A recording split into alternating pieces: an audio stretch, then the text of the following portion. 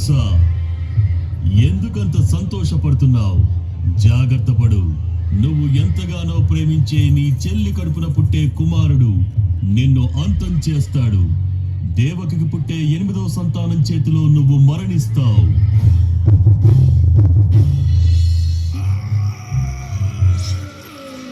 తనని చంపేస్తే అప్పుడు అసలు సంతానమే ఉండదు కదా.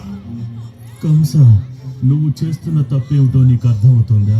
నీ సోదరిని చంపటం ఎంత మాత్రం న్యాయం కాదు. నువ్వు దేవకిని చంపనంటే మేం మాకు పుట్టిన ప్రతి సంతానాన్ని నీకు అప్పగిస్తామని ప్రమాణం చేస్తున్నాను. దయచేసి నన్ను నమ్ము.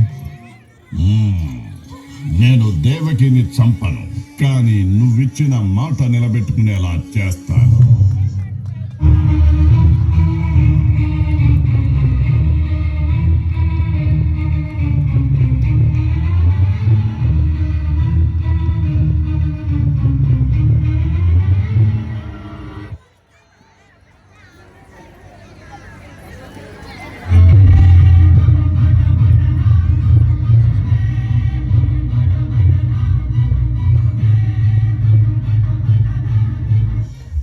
దేవకి, నీ బిడ్డని నాకివ్వు.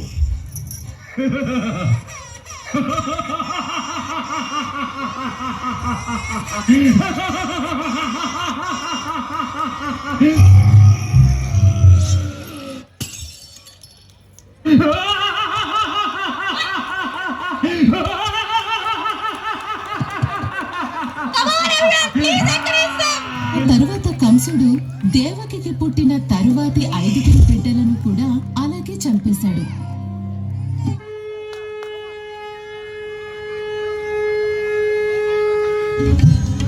దేవకి, వసుదేవులారా, మీ కోరిక తీర్చడానికి నేను మీ 8వ బిడ్డగా జన్మించబోతున్నాను.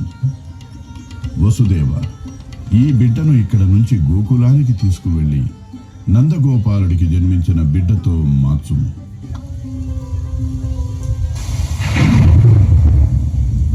అర్ధరాత్రి దాటాక దేవకికి ఒక బాలుడు జన్మించాడు. చూడు, గొలుసులు వాటంతటవే విడిపోయాయి. ఇది ఒక అద్భుతం. దేవకి, త్వరగా బాబుని ఇటివు. గోకులంలోని నా స్నేహితుడు నందుడికి ఈ బాలుడిని ఇస్తాను.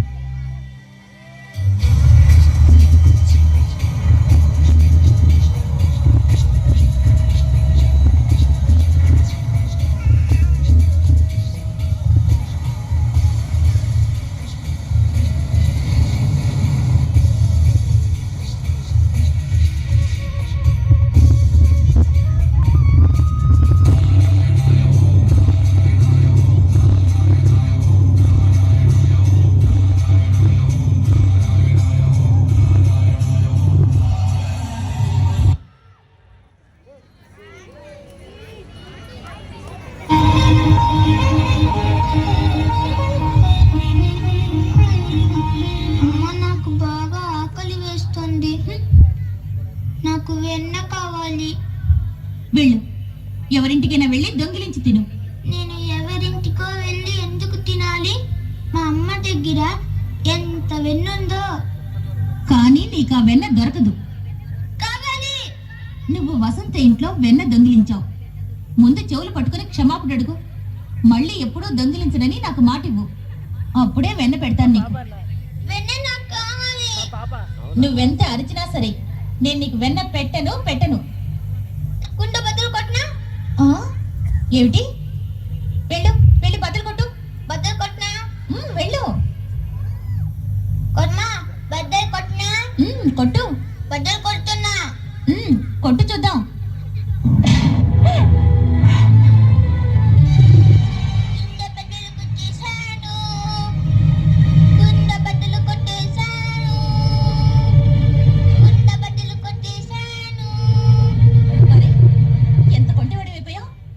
పెన్న పెట్టలేదని కొంట బద్దలు కొడతావా? నిన్ను ఉండు, నీ పని చెప్తాను. ఎక్కడికి పరిగెడుతున్నావు? ఆగమన్నానా? నిన్ను ఆగు, అక్కడే కొంట బద్దలు కొడతావా? నిన్ను